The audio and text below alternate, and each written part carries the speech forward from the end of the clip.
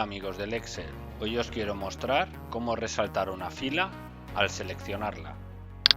Nos ponemos dentro de la tabla, Control E, Inicio, Formato condicional, Nueva regla, Utilizar una fórmula y aquí añadimos igual, fila, paréntesis, paréntesis, igual, celda, paréntesis, comillas, fila, comillas, paréntesis.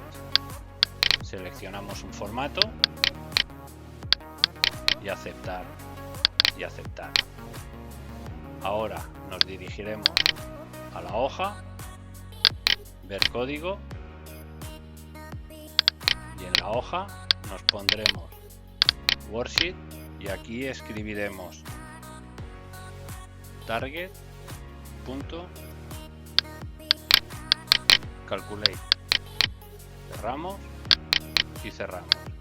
Y ahora ya, conforme seleccionamos una celda, ya nos la resalta. Bueno, espero se hayan resuelto tus dudas. Si te ha gustado, dale a like, comparte y suscríbete para más vídeos como este. Déjame en los comentarios qué te ha parecido el contenido, cómo puedo mejorarlo o si quieres que haga algún tutorial específico.